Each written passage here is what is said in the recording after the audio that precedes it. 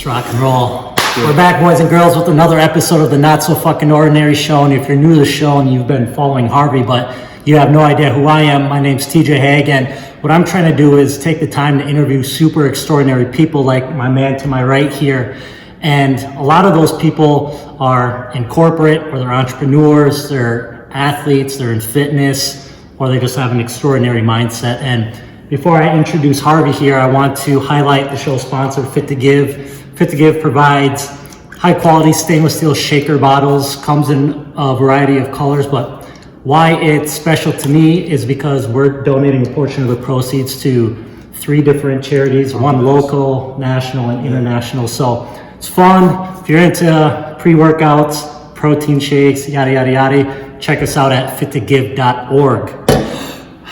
And you take a breath, and you should probably give me some lessons on taking a breath, right? I was on a mission, and it was people shooting out of the second story. No one could get up there, right? So no shit, I just told my soldier to stand in front of the wall. I jumped on top of his shoulders, literally jumped up, grabbed the window, pulled myself up, and shot inside the window. At that point, I didn't even realize what I did. I'm just like, in the heat of the moment, but everyone, like my commander was like, bro, like, are you serious? Like, you literally just grabbed the window ledge with one arm, pulled up, and like killed everyone. Incredible. And then I was like, well, maybe something like, damn, maybe I am a little okay. Athletically gifted, right? Let's see what we can do with this. Yeah. Number one takeaway from a either character development perspective or interpersonal like skill set perspective as you've been building this business. I feel like the main thing for me was work ethic. I feel like that's my strong point. Like I can work hard. Like I will work, but it's just like directing that towards something that I'm passionate about. That was the hardest thing for me because so long I chased money. Yep. And that's been the hardest thing to not do is learn to. They say if you love your gift makes room for you.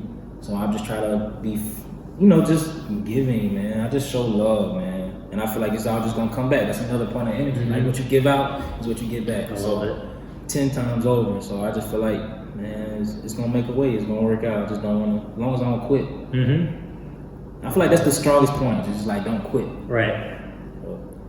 That's what it's all about, man. The people that I've had on this show, when I ask them that question, that is the most common thread. It's just an undying, sickening, motherfucking work ethic. I didn't know we could cuss on the show. It's called the Not So Fucking Ordinary Show, man. I told you. It's like PG, man. Come on, man. Be yourself.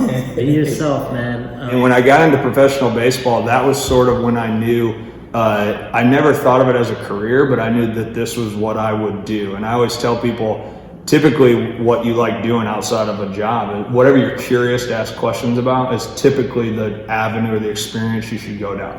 Quick little summary. Medically retired from the military 2016, went back to Atlanta, decided like a year before I medically retired, I wanted to open a gym. My first thoughts was to open it up in Atlanta, but once I got there, I soon realized that the market and just the industry was just slow. So I literally just Googled like what's the top state that has the biggest market for fitness, and it was Minnesota. So then moved to Minnesota, flew up here like for 2 weeks, ended up staying. I had a guest pass at LA Fitness, and while I was in there working out, somebody that worked there just walked up like, hey, do you want a job? I'm like, well, man, might as well take this opportunity. So I took the job, learned everything I needed to learn those 6 or 7 months while I worked there, quit, went on my own for like 9 months, and then I got this opportunity to get the building, and here we are. That's incredible. I really want to highlight, this clothing line of yours. It really grabbed my attention for a couple of reasons, which we'll dive into. But before we dissect the brand, tell us about your clothing company, what it's all about, how it was founded, how you came up with the name, and we'll go from there. Man, it's really just like a reflection, no pun intended, but it's like really a reflection of my life. Like, okay. I was just kind of around like a lot of negative environments. Like, I wanted to do clothes, but everybody told me that it won't work for men. Like, it was like, that's a woman's thing, or it ain't no money in clothing, you ain't gonna be able to do well in that and stuff like that. You need to find something else. So it was just a lot of that, like people telling me it wouldn't work, and then like, listen, I worked in corporate America when I first moved here, so I was hearing everybody kind of say like all of this type of stuff because I kind of thought big and they say it's not possible. So that's just kind of where I was kind of understand. I would go to work every day. I had a good job, benefits, everything like that, and I was so unhappy, and I didn't understand why. So I just always was talking to God and asking Him like, what am I doing wrong? Like, why am I not happy? So I ended up getting my real estate license. I jumped out, quit my job, and I was like, man, I'm gonna make it or break it. So it kind of originated from my environments. Like, I would just want to think of one word that was something easy to remember with a powerful meaning behind it. So that's where I came up with energy. I'm a human performance coach, so I help. That just sounds great. Yeah, so I help primarily athletes. I'm trying to work a little bit deeper into that, but I've worked across all spectrums. So I work a lot in the NHL, a lot of Major League Baseball, and a little bit of the NFL. And then organizationally is primarily college baseball. So we've done every level of Division 1, 2, 3 in junior college. And then I've worked very sparingly with corporate America. Okay. So doing some of the sales piece, but Sure. a lot of it is trying to understand how to control and manage emotion and reactions. So how do you control and shift your state in the moment? And that's what I teach people how to do. Wow, dude, I'm super happy we've met. To be honest, bro, fear leads you. Like when you know that if you don't fucking push, you're gonna fall, and you know if you fall, you're done. You're gonna fucking push. Right. And then you're gonna end up where you fucking wanna be. Yeah. Well, let's dive into that a little bit. What do you think caused that? Because you're playing baseball at a super high level. Yeah. And the confidence should be there. Right. How does that happen? Well, that's the weird thing about it, because when I got out of baseball, I had a master's degree. I was a professional athlete, former professional athlete, and I mean things looked pretty good, Right. So I was like, where is the confidence, right? But really, what really took me into the next level was I had a bad throat surgery at the same time, and it was I couldn't really get any help. And so what I came across was at the same time, it's around 2015, a buddy of mine told me to start practicing breathing to focus on my health. And I had this mindset of really intrigued psychological training or whatnot. And I did a 16-week course where I did breathing meditation every morning, and then I would take a cold shower. And then in the winter of 2015, I sat in Lake Minnetonka. That was like my challenge. So I did a 7-minute sit, and it was one of the most present moments I'd ever had. And it kind of took away everything that I would feel every day, and this anxiety thing just went away. In that moment. Because you had, now all of a sudden you go from, I guess, mental discomfort, right? Yeah. We'll call it anxiety. Yeah. And now you're in a super physically uncomfortable situation, sitting in freezing ass water. For sure. So now you have to focus on something else. Is that kind of the thought process behind why that was effective, or am I completely off and there's a different element to it? You're on. Well, what it did to me was it got me into it makes you, a stressor is a cold. So the cold, and I'll talk heavy about that, I'm sure, but the cold taught me to learn breathing, and breathing taught me how to shift my nervous system. And then when I got out of that cold, I didn't just lose my anxious feelings, but I got better at it. And so I kept going back to the cold, so I could get better at it and better at it and better at it. And that led me into my company. In 2015, I started speaking about breathing, psychology, mindset, surrounding yourself in good social environments. And I started talking about breath and cold exposure. And at first, people thought I was crazy, right? So what do? You think you're crazy first, and then you go, well, I need to validate this.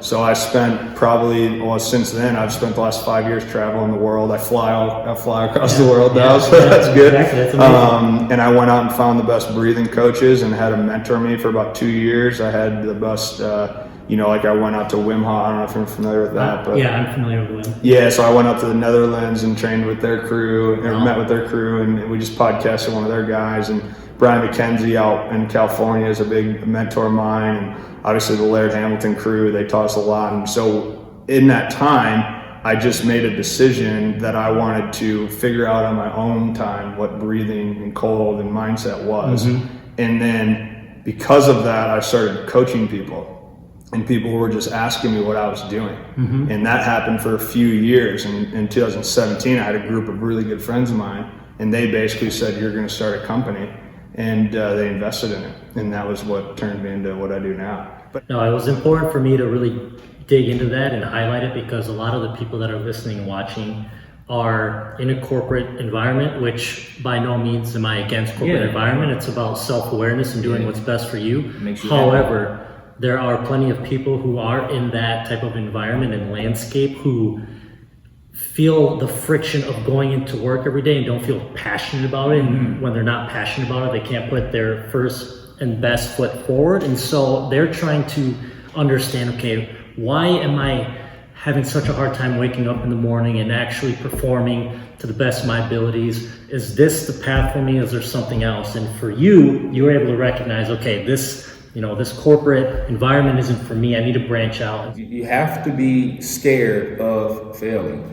Even though failing is good, because you're going to fail, but you got to be scared of failing in the sense to where you're going to try as hard as you fucking need to get out to make sure you don't fail. But still know that if you do fail, learn from that shit and keep going. Yeah, you know? That's well said. That's well said. I really believe in a lot of what you just mentioned, especially the importance of speed and urgency, and most importantly, the execution of it. So you had kind of that recipe for success, and that mindset was a big driver of that, which is fantastic. And it's super rare, because what you see most commonly is the individual who has an idea and they sit on it. And they sit on it and they word game it, and they're trying to figure out, okay, what if I do this and it doesn't work, and what if this doesn't happen and this, and I don't get the funding and I don't get the billing, like all this stuff, and they end up I should have done this, I should have done that, and they end up shitting all over themselves, as Tony Robbins would say. So it's like, man, mad respect for your ability to just commit to what you believe in. So you look at the cold, and the cold is the stressor. The cold is like the environment that forces me to take my most primal state, which is breathing, my lowest hanging fruit of performance, and making that present. So it's like people have a really hard time meditating. People have a really hard time shifting their state through breath. So now we got to teach you that by going to the cold. And you'll see people, the first thing they do, right? Well, your mouth and your eyes are the two physiological triggers to your psychology. So if you were to walk through the whole day, all day, and watching people breathing fast, breathing upper chest, well, upper lung breathing is sympathetic oxygen. So you're basically breathing less oxygen in the upper lobes of your lungs, which means you're going to be nervous, which means you're going to be anxious. Does that make sense? Yeah, it makes perfect sense. So when you go into the cold, you see people and they go like that. And that is a shock to your reptilian state to say, this is not safe. Right. So you're going to go into that sympathetic state. Now, if I can suppress that and I can breathe low, now I can suppress that emotion. So I'm going to see benefits outside of the cold in my everyday life. And I'm going to train myself consciously. So when I leave this session of cold water exposure, whatever it is, doesn't have to just be cold water, it can be any sort of cold. When I take that and I go into normal life, I will now become more conscious about how to breathe low. And that happens through your nose. I mean, there's no other way to grab the lower part of your lungs than nasal breathing. And not many people know that. Right. You know, I find that fascinating. And I find myself sitting here making sure I'm breathing properly, so you don't judge me. Oh yeah, man. No, but the owner of this building went under. Okay. And she literally called me and was like, I got a building for you right now. What was this, a gym before? Or it was it was Bar Bliss. So it was a gym, but not really like fitness gym, bar. And cycling.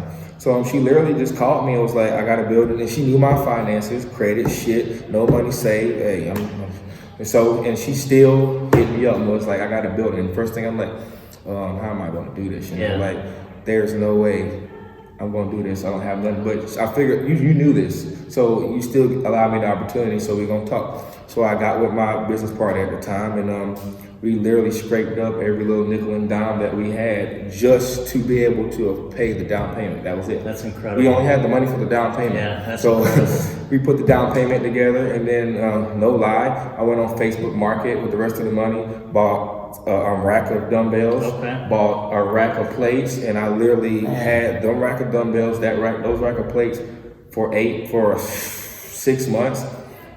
Then I acquired this. So literally, I didn't have shit in here for 9 months. Like, the new stuff you see now, that just came like a month ago. Wow. So we literally like. So how long has this been standing? Like as TightenUp? As TightenUp October, so it's been a year now. Okay. It's been a year now. But like we didn't really pick up until like January. So literally I was paying the rent for 3 months. Without revenue coming in? Nope, because I didn't have no money for equipment. Man. You know, literally training on this hardwood floor with just one barbell, and I'm stealing weights from the old gym to bring over here. But I mean, we made it work, and next thing you know, here we are, bro. Dude, that is like the most beautiful and poetic entrepreneurial story I've had on the show so far. No, I think that's awesome. The very first podcast I ever had, I brought up why I do cold showers. Sure. And I've never been able to articulate it the way you did because I don't know all that information. I just felt like there were some benefits to it. Yeah. And it helped translate into the other areas of my life. For sure. But I loved being able to wake up and putting myself through an extremely uncomfortable situation. If I can do it like first thing when I wake up, then that's a massive win under my belt that I control. Right. And I also liked the phrase that you used, the fight versus flight. I love the fact that once you put yourself voluntarily in a situation that forces you to decide fight or flight, I think there's a lot of lessons learned. How did you come up with the name? How did you come up with the vision? How did you create the website? Like really go back to those beginning moments and walk us through what that was like, because I think a lot of people watching and listening are gonna pull a lot of value out of that. Okay. I tried to do this previously back home in Alabama. Okay. Another brand I was working on was called Dream Above and Beyond. So, And that business failed? it didn't, because I got so busy doing like custom t-shirts. Okay. Had I just stuck on the brand, I probably would have been just fine. But And there's nothing wrong with that. Yeah. I have plenty of failed businesses. Yeah, that's true. I do too. I try to do so many. Yeah.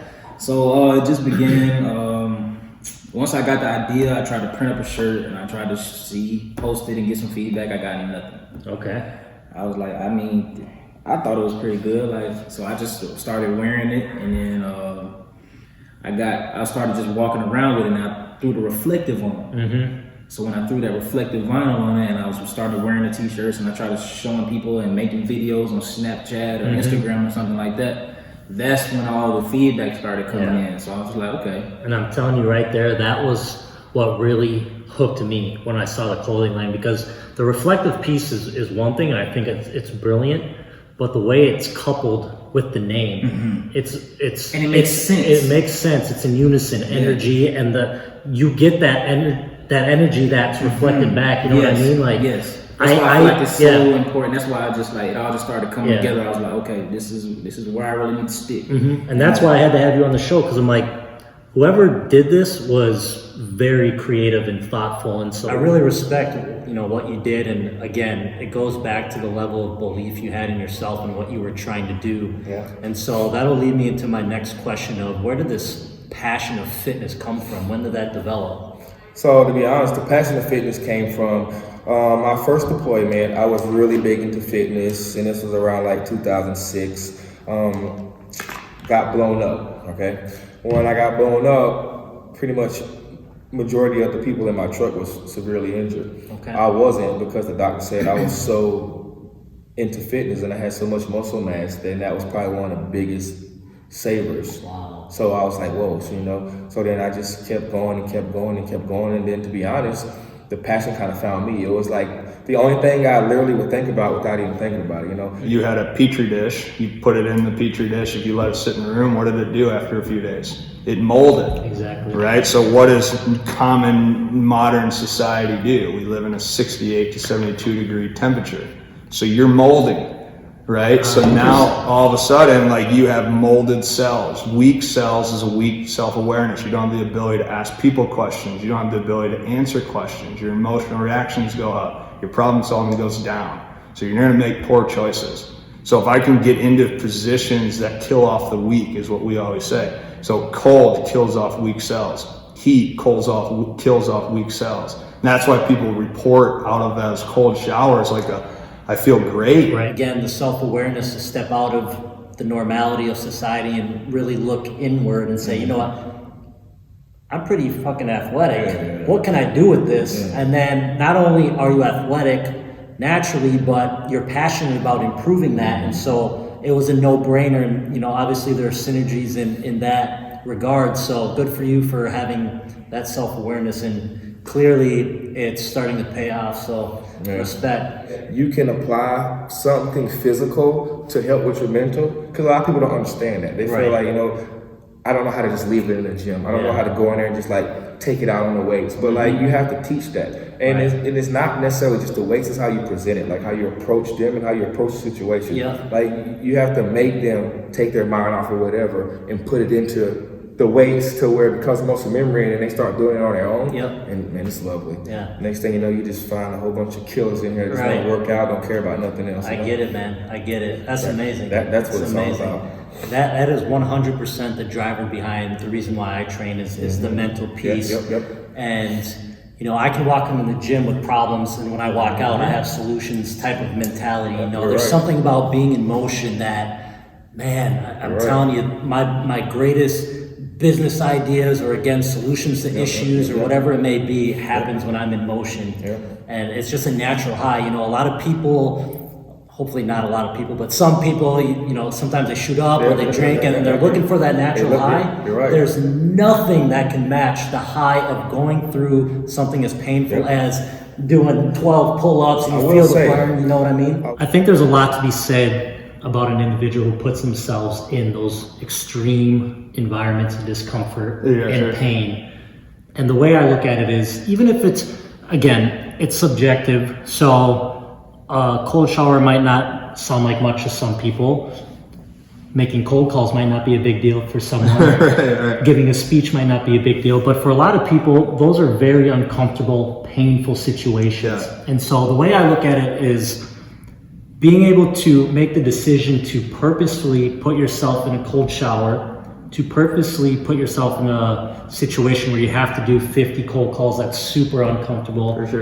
To go for a run at 4 a.m. when it's pissing rain, to go under a bar of weight that is uncomfortable for you, to ask that girl out, whatever it is, being in a state of discomfort is going to, you know, there's a multiplier to it. And so where I'm going at with this is, I think as an individual goes through extreme levels of pain, what they're doing is preparing themselves for that unexpected call. Going through something painful every day that you control, in my belief, prepares you for that call that is super painful that you were not expecting. So I put myself in these different situations, a lot of them I just mentioned, because I know that there's a very strong likelihood that someday I'm gonna wake up and I'm gonna get a call that my uncle has cancer, or my parents were in a car accident, or, you know, divorce. There's so many different levels of adversity that are going to inevitably pop up. The question is, are you mentally prepared and physically prepared for it? And in my opinion, the only way to prepare for it to the best of your ability is to put yourself in these situations of discomfort.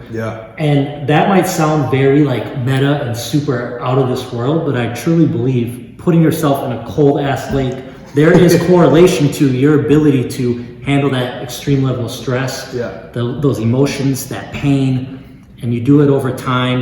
Now you start to callous yourself. Now you start to build up an immunity to this extreme pain. And then again, you get that phone call. And I'm not saying that phone call is going to be easy by any means, but without any level of training, that phone call that you get that, you know, someone has cancer or someone's passed away, you are now somewhat familiar with what that pain feels like. And so I think you can handle it a little better. And that's just how I look at it. And that's why a great way. With your like natural given passion for connecting with people and wanting to help people and improve the quality of other people's lives, do you feel like that's going to define your legacy? Because if it is, I think that's an amazing legacy. That is why I do it. I love that. Fitness was just my avenue of approach. I knew that with fitness, I can get in the door. I had to figure out, how am I able to reach the people? Some people reach them because they're artists. You can paint, so you reach artists. Some people can rap, so they reach, you know. I figured that I want to open a gym. I knew that I didn't want just an ordinary gym where it's just people come in here and work out. I knew I like to mentor, I like to teach, I like to coach. So let's put it all together, and instead of just open up a gym, let's build a community. Let's build a brand for the city. Well, let's just make sure it's clarified for the people watching and listening. So watch every penny. Does that mean, you know, you have a close eye on it and you're not willing to spend any pennies? Or it means just know where it's going, but also be willing to spend those pennies? And I already know how you're going to answer it, but I just want further clarification. I feel like you have to spend money to make. You got to pay to play. So I feel like you have to, you know, give your product out and get feedback from it. I feel like you have to do, but watch your pennies. Like I count giving away stuff as in my marketing price. Yep. You're a visionary. I think you look into the future, whether or not you know that or not. I think just listening to you talk right now, I think you are very proactive, and I think your mind goes Appreciate that. 1 year, 3 years, 5 years, 10 years, and like you said, legacy-wise, I don't think a person that can have a lot of impact and as much impact that you have had so far within the community, especially a new community. I mean, you have to be a visionary, and you have to be able to see into the future, and then again, execute on that plan. It's a moral obligation to do what is meaningful in your life. And that's a moral obligation, which is entirely different than happiness. And I think what we're talking about is it's a moral obligation for you to make choices that optimize your life. The way that you breathe, the way that you eat, the way that you move, and the way that you sleep. That is nature's law, essentially. And that right there sets you up to be in a good position to now go out and be a human. Right. Man, your head is in such a great space. I'm excited to see, you know, the progress year over year. I think you're going to continue to do really big things. I think that's awesome. In closing here, you know, a lot of people are watching, they have an idea, or they've been sitting on an idea, but they haven't been able to pull the trigger and take that first step on that journey. You clearly are the guy to answer this question, because you had no money, you were from out of state, you weren't necessarily a business major, not that I'm aware of. You know, you had more or less everything against you, but you made it happen. So for all the people listening and watching that have been coming up with excuse after excuse after excuse not to actually move forward, what would you tell that individual? What kind of advice would you give them? The main thing that I would say wins is you have to beat the odds. The one thing that gets me driven is I go into the negativity. I fight it. I love it. The more negativity, the more I go. Because let's just think about it. Everyone gets more negativity than positivity. You get more people to say fuck you than you get more people to say I'm proud of you. A lot of people nowadays, they get caught up in if you don't say I'm proud of me, I'm not shit. Right. We'll reverse that. How about every person that say you aren't shit, you prove that you fucking are. And every time you get to the point to where you're proving it, you start to realize, damn, I am the shit. So not only are you proving it to the people, but you're really starting to realize it till it gets to the point to where you don't even care about them. You focus on you. So what I would say is figure out what is stopping you from doing and use that shit to your advantage. Like prove that wrong, whatever it is. Prove it wrong. If you're scared because you don't have no money, show yourself that you don't fucking need the money right then, and figure out ways around the money. It's ways around everything. You just got to go through it. So no matter what it is, figure out what it is that's stopping you, and you use that shit to your advantage. Like literally fight through that fucking storm. Go into the motherfucker.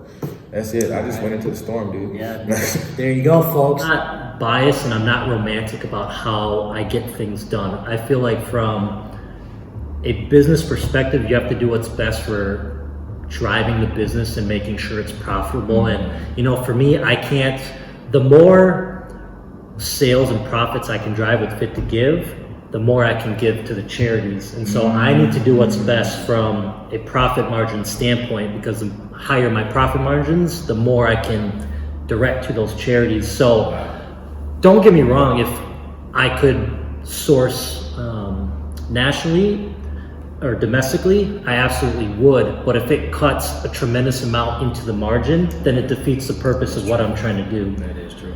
So but again, on the flip side of that coin, if being American made is in line with your mission, then, and it's at the cost of a couple of dollars of margin, then I think then you should absolutely do that. It's just figuring out what your story is and what is going to relate to your customers most is how I look at that.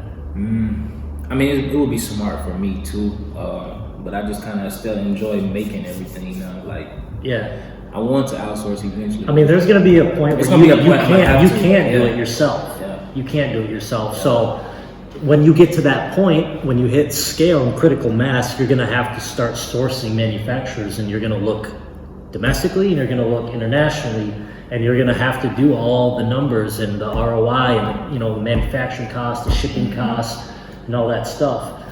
And I still, to this day, even though I have a great partnership with my current manufacturer, I still am looking for because in a perfect world, I'd love to manufacture these in the United States, at, of course, the cost that I would get internationally.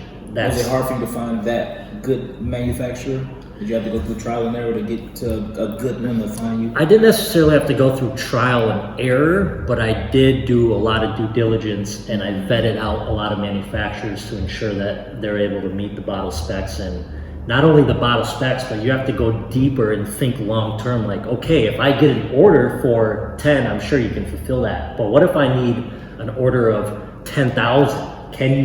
Can your facility actually handle the production capacity of doing that? And if you can do it, does that mean the shipping time is going to be 10x longer because it's more? So you have to think about the full supply chain and whether or not they're going to meet your needs today, tomorrow, next year, and as you continue to scale. So you definitely want to ask those type of questions when you're talking to the manufacturers. It's good. It's good info. Yeah, man. But create a relationship. You have to create a relationship. You have to be able to trust them. I would ask you, what are you willing to struggle for? What am I willing to struggle for? Meeting my full potential. It's powerful. Whatever that means. So I think there's a tremendous amount of self-discovery and discomfort. And so the more discomfort I'm in, the more self-discovery. Yeah. And I'm constantly trying to figure out who I am, what am I about, what do I stand for? And that's evolving all the time, Absolutely. which means the discomfort I put myself in is evolving all the time. So that's what I'm willing to suffer for, is reaching my full potential.